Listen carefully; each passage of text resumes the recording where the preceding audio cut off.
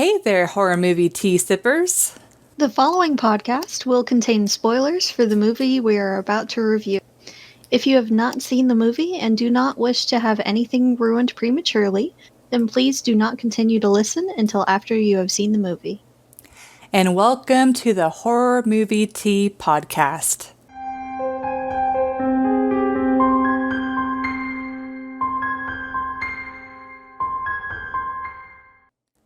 Today, for another bonus episode, is going to be Scream and the classic.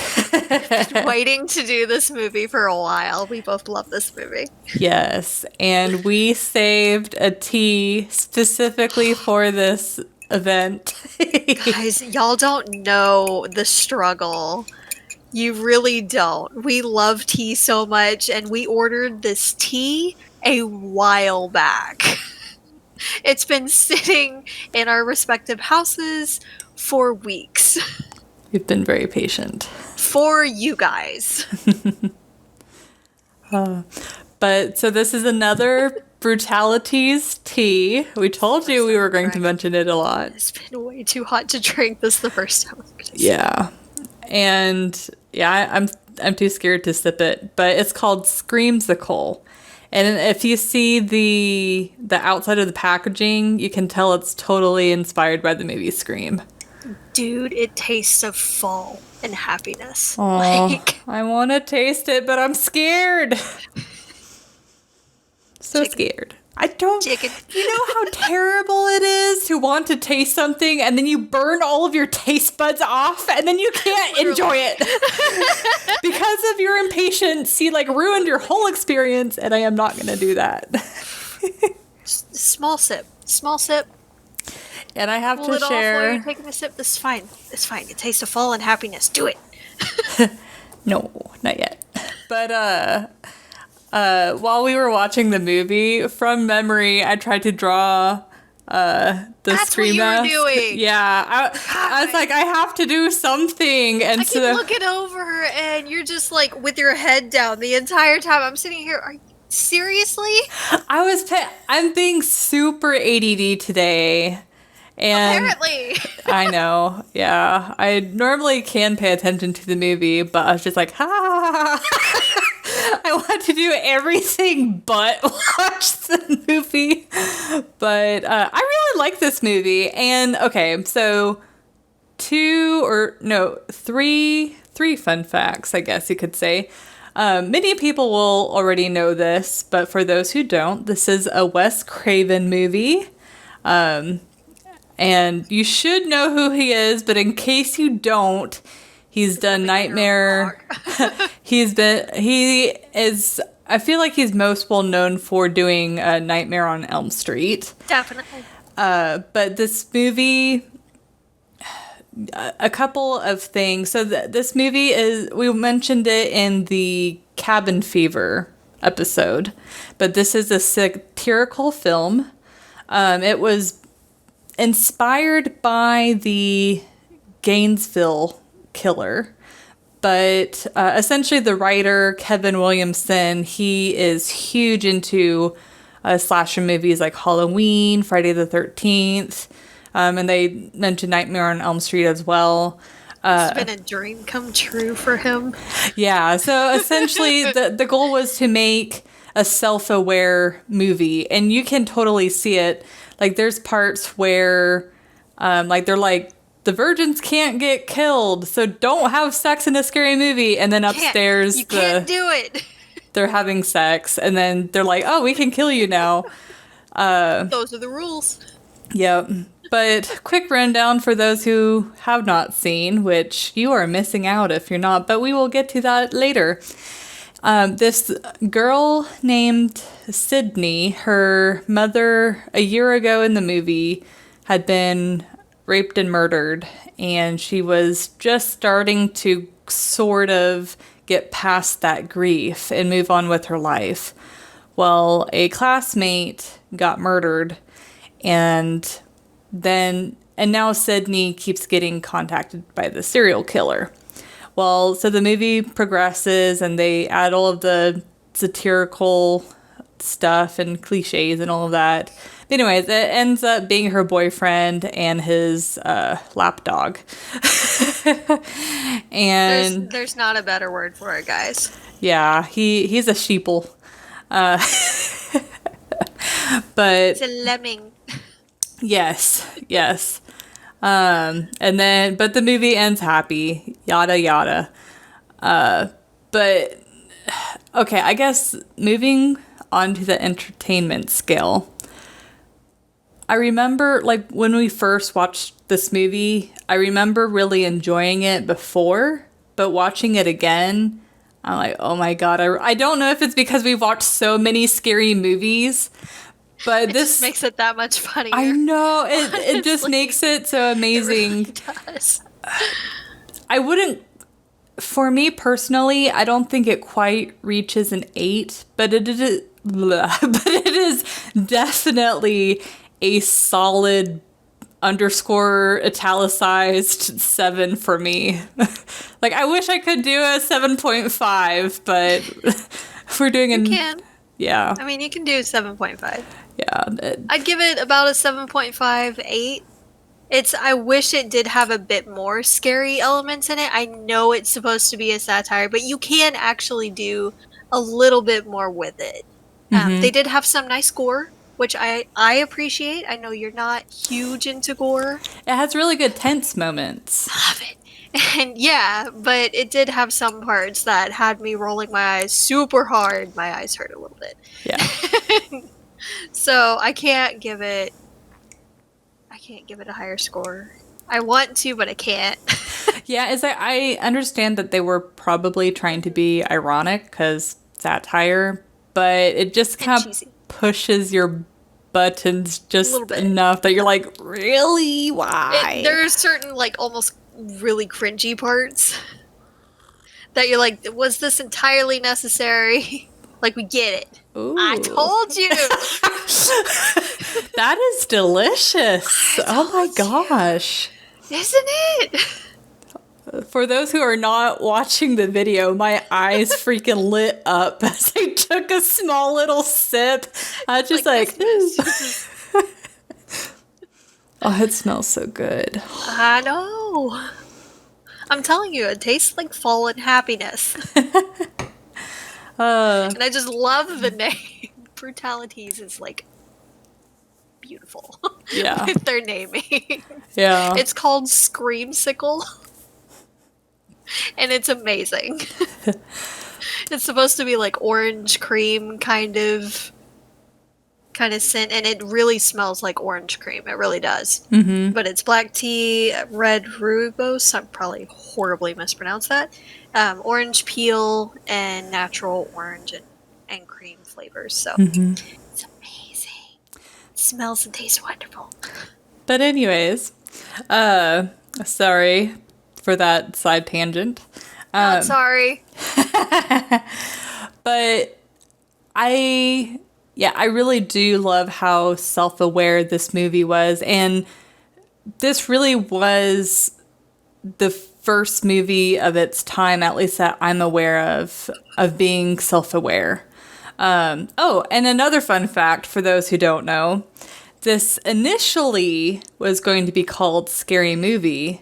And right before it was released, that's when they changed it to Scream. And so for those who are familiar with the parody film of Scream, Scary Movie, ha ha ha, that's where they got the name. So it's all coming around full circle. But I really do, I love this movie on so many levels. The fact that it's so self-aware, the tense moments are pretty tense. Like, it's not like Halloween to where Michael Myers just kind of like slowly like walks after the person. Like, the guy like runs. Yeah, there's a legitimate sense of urgency. Like, they are actually trying to get away. He's not walking creepily. He's running at them with the knife, usually. And swiping. Yeah, like, you definitely feel like that character is in a lot of danger. So they do that really well.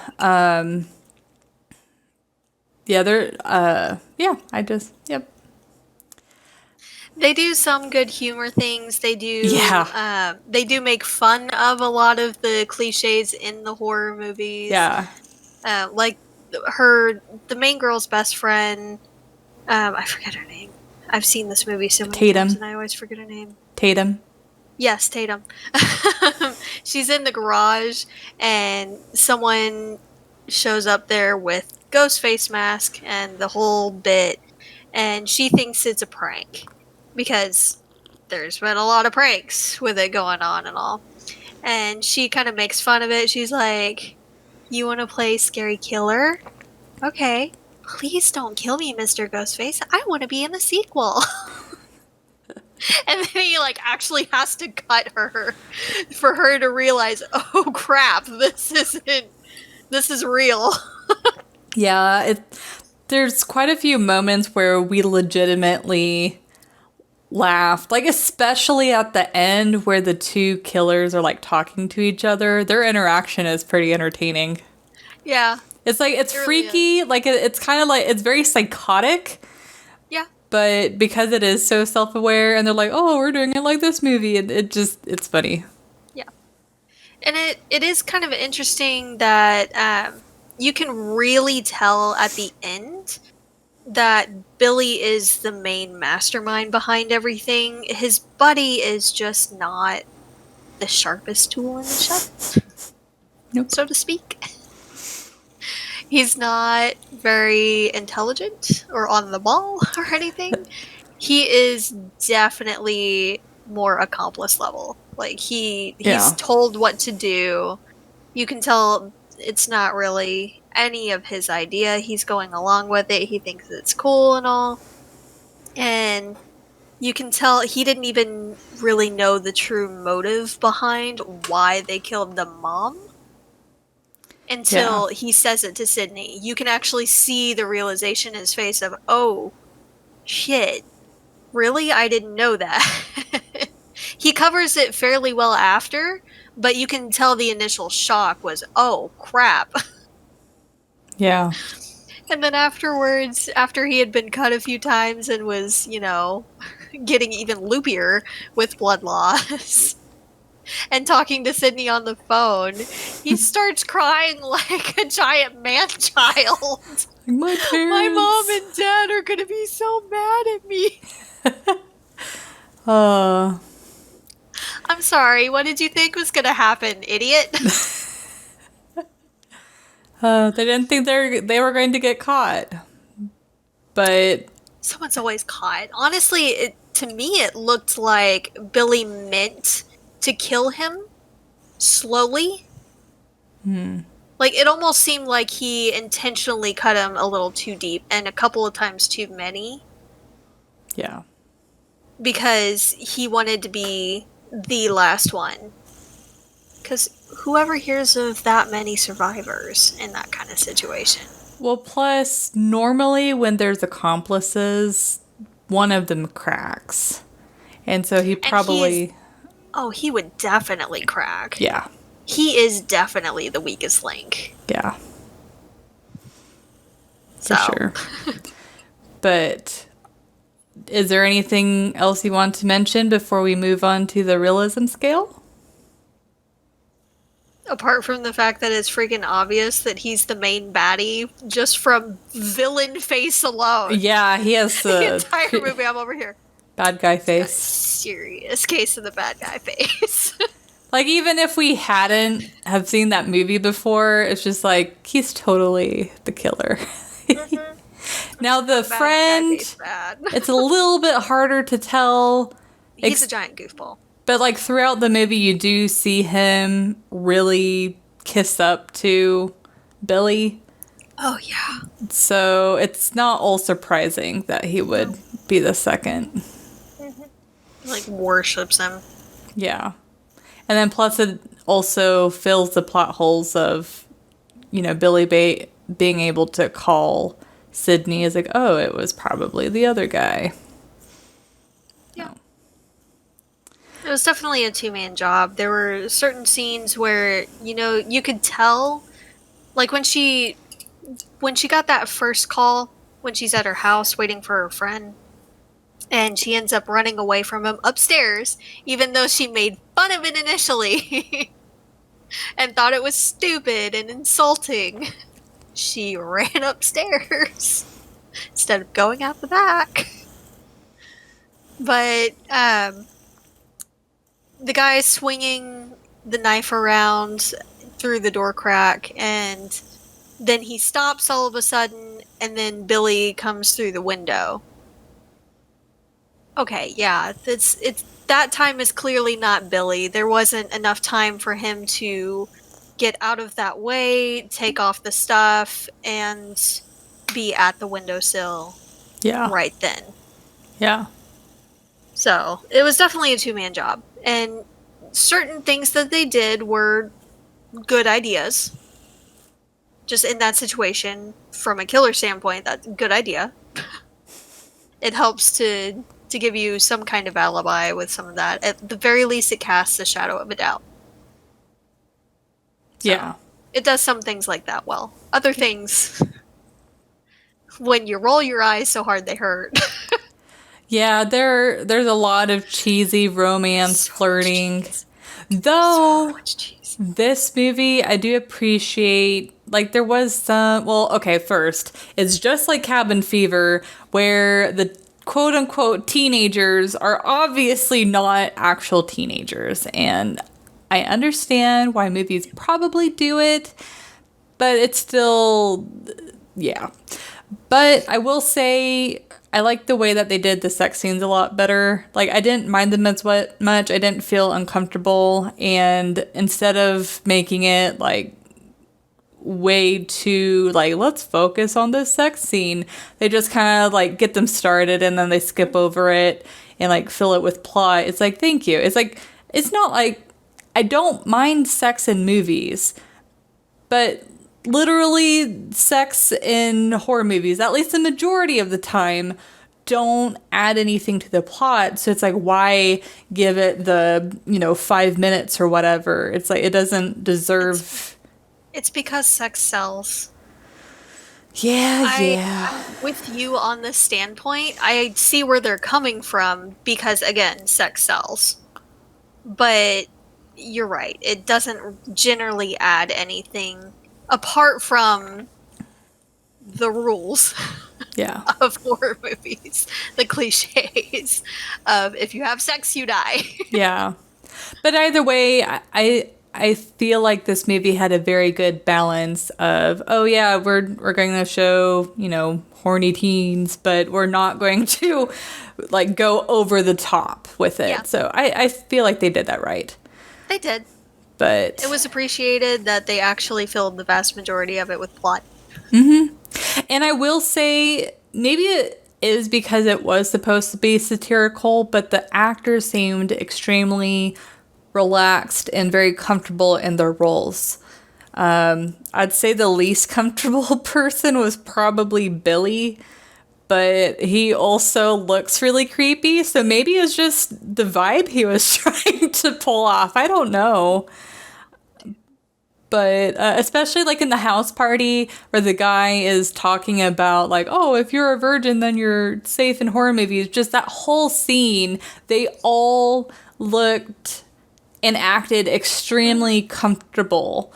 And it literally, it just kind of drew me into the moment. It's like, oh, it's just a bunch of teens making fun of, like, horror movies and the cliches. So I don't know. They did legitimately seem like a group of friends just hanging out. Exactly. Yeah. So definitely big props for the movie for doing that, because in horror movies that seems to be a bit harder to pull off. Yeah. But that's fair. On to the realism scale. There's definitely some realistic parts that I really liked. There's some. But there's some also pretty unrealistic, so I think I'm gonna go with a 5. I give it a 4. It's close. I give it a 4. They're just, I like how the girls a lot of times do fight back, and they did have some smart moments, but there were some things that were just just know things that didn't make sense. That kind of took away from the moment for me. The garage door especially. Yes, the garage door. At the very beginning, too, all the smoke in that room. One, it didn't seem to really travel to a lot of the other rooms like smoke actually does. And two, that smoke detector took way too damn long to go off. Oh, the first scene in the movie. Fire. Yeah. There was legitimate fire in the kitchen with the popcorn. And it had to be like a bigger flame with the entire room completely filled with smoke before anything went off. Okay, bullshit. Because you partially burn something in the kitchen, and I know it's slightly different times, but still, you partially burn something in the kitchen, and that thing's going off. Yeah. Down the hall. It was pretty funny, though, how we were commenting during that scene, like, check the popcorn! Check the popcorn! It's gonna burn! It stinks! And it's hard to clean. Like, the smell travels, and it's almost impossible to get rid of. You know burnt popcorn. And there's a fine line between done, a little bit too done, burnt.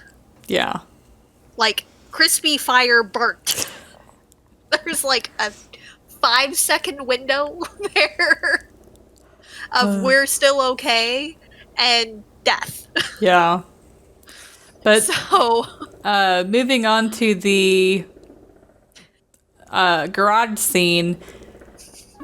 Correct us if we're wrong, because we're obviously not experts on garage doors, but it doesn't seem probable that the garage would be able to lift up a person who's well over 100 pounds.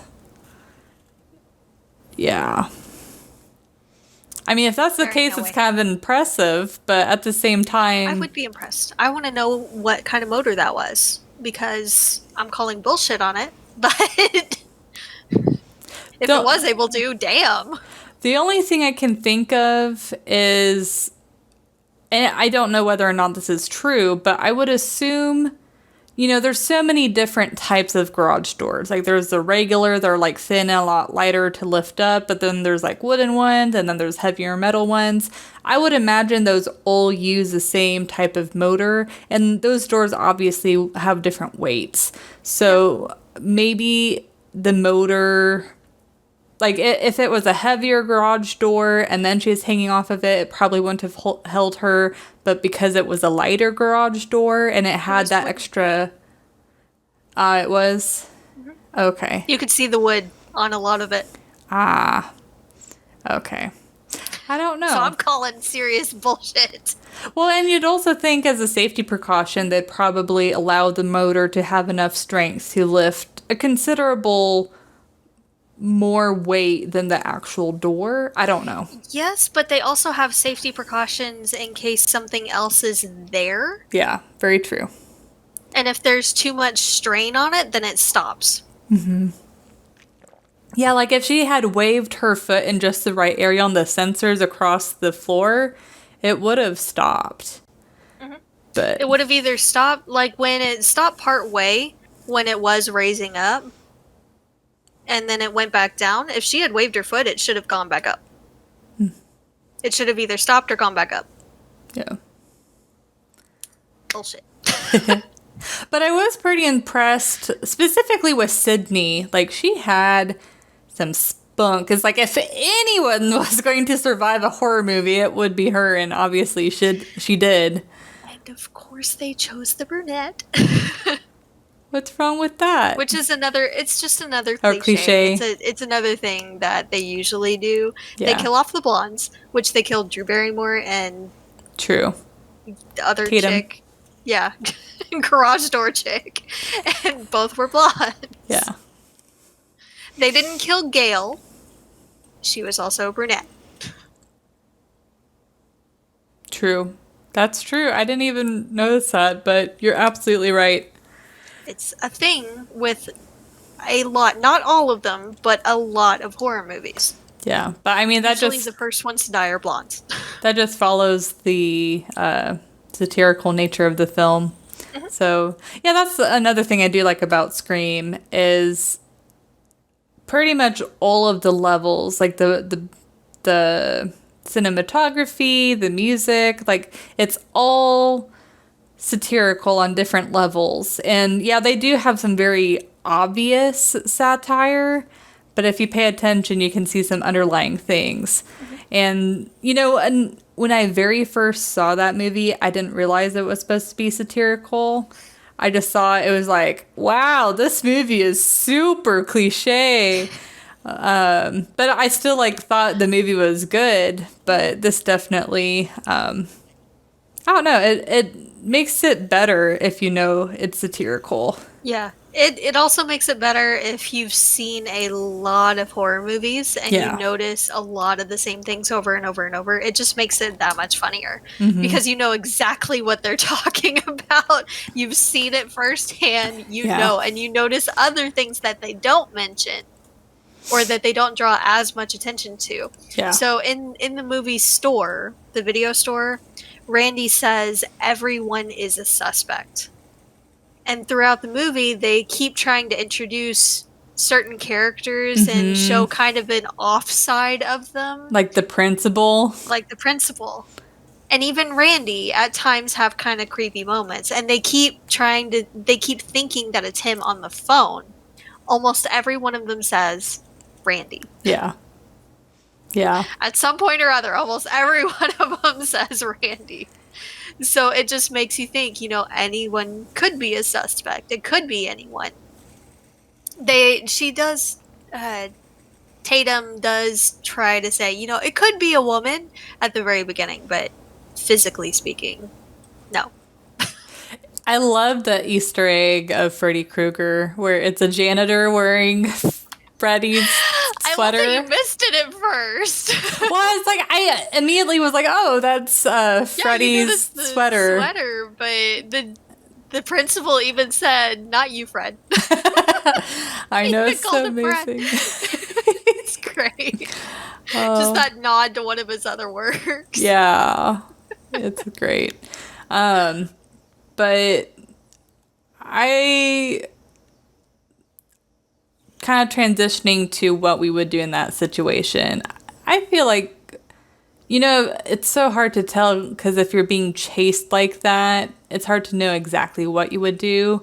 But I felt like what Sydney did was very spur of the moment, but it was also very smart. And so I would at least like to think that I would react similarly. With a slight caveat, instead of running up the stairs, which takes a hell of a lot more energy, after you just said how insulting and stupid it was, there is a back door. That was supposed to be ironic, though, to be fair. I know, but still. We're supposed to say what we would have done. Okay, True. The front is clearly inaccessible. Go to the back door. Yeah. Maybe pick up a weapon on your way there. Yeah. She did do a good job of that, to be fair. Most of the time she did do a good job of that, with grabbing a weapon and defending herself that way. Yeah, or kicking them. And even Tatum did. Yeah. Yeah, even Tatum did too. You could tell that she seemed to have some kind of self-defense training, at least a basic level, because some of those things most people wouldn't think of. But she did it very well. I wonder if maybe some of that came about after her mom. Maybe that was a way to cope or something. It would make sense. Yeah. But, and I know in later movies she does work out. She does do self-defense kind of stuff and all that. But you can tell in this one she knew at least some of the basic moves and things. Yeah. So that was good. That was interesting. And most of them did try to at least defend themselves and try to get out of the situation in a mostly intelligent way.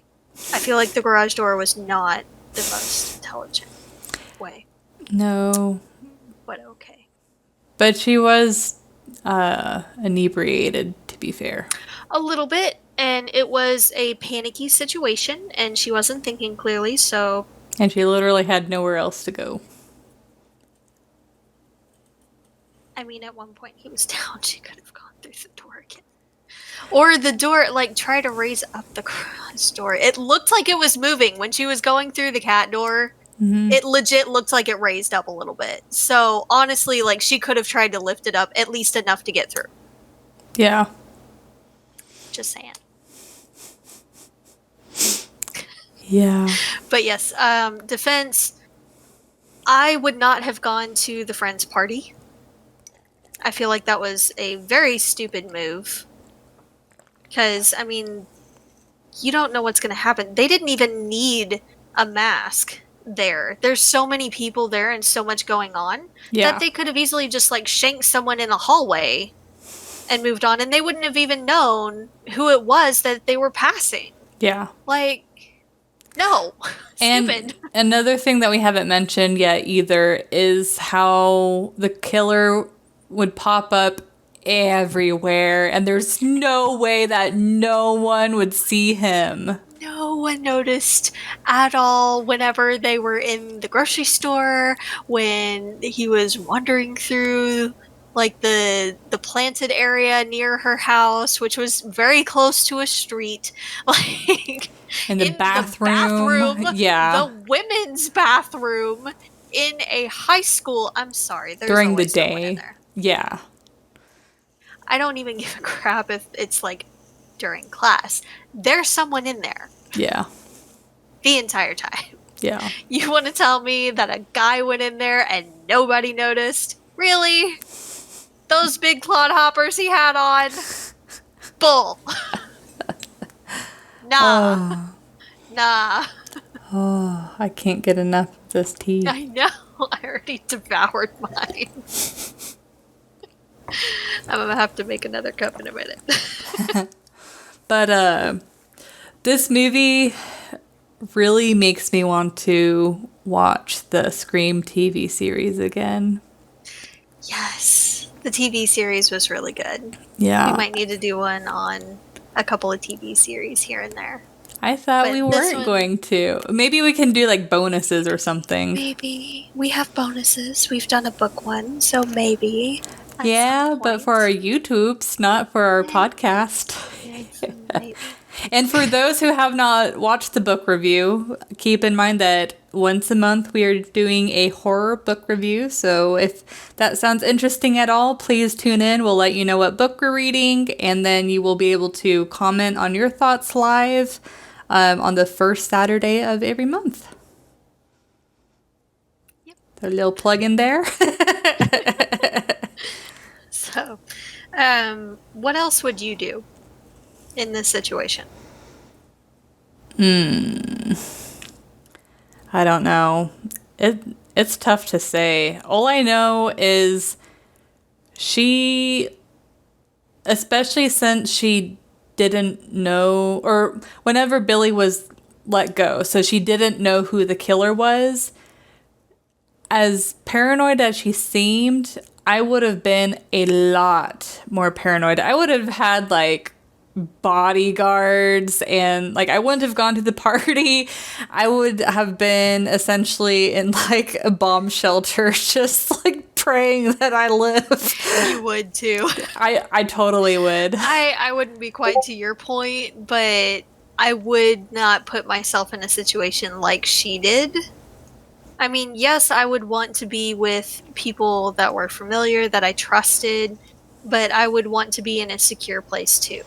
And I would insist on having a bit more than just Dewey to rely on. Who, let's talk about his gun safety, by the way. Yeah, it's horrible. Not Never, ever shot a gun, ever. And it shows. And he is not following police protocol at all. No, none whatsoever. And I know it plays into a lot of like the stupid or incompetent cops that you see a lot of in horror movies. So much of. I know that he was supposed to embody that. And Yeah. I get that. It was That was some of the cringiest part. Yeah, it's a little bit too in your face. A little bit. Yeah. Yep. Yeah. But it wasn't just him. There were a couple of others too that would walk around and like point the gun with their finger on the trigger and just like wave it all around. And I'm sorry, sweetie, that's not how you handle a gun unless you want to blow your own head off or someone else's that you don't mean to. Stop it. Yeah. Yeah. Nope. This is not how you gun safety. No. Please do not watch this and think that's exactly how you use it, please. But yeah. But overall, really good movie. I really hope you all have seen it, but if there's someone else, or if there's someone out there that has not, please watch this movie. I think it is helpful to know that it's a satire. It is. It makes it better. It does. Yeah. Don't take it too seriously, guys. We know the movie doesn't take itself seriously. Don't take it too seriously. There's definitely some intense moments where, like, it knows when to be serious and it knows when it can kind of play around with the fact that it's supposed to be a horror movie. So. Oh, and before we wrap it up, last fun fact. When this movie first was coming out, most of the previews and things like focused on the fact that Drew Barrymore was in it. So they really made it look like Drew Barrymore was going to be the star of the movie. And they killed her off in like the first 5-10 minutes, and it stunned everyone. It stunned all audiences across the nation in the theaters upon the first viewings and all. People couldn't believe it. She was this big name and you kill her off in the first 5 to 10 minutes. But it was very well played. Mm-hmm. Well played. You get up the hype that way with a big name like that and just shock them. Now they don't know what to expect. That was beautiful. Yeah. Nice touch. For sure. Good move. Well done. Well played. So that was the last thing I wanted to say. I did like that point. Yeah. Sure. And I thought that was an interesting fact, and I wanted to share it with all of you. Yeah, this movie, like, if you guys have the time, kind of dig into the, would you call it lore? Dig into, like, the background of this movie. You run into some pretty interesting things. There's a lot of little details that they don't necessarily, like, have neon signs pointing to or anything. There are little nuances here and there that are really nice touches. Yeah. Yep. Yeah.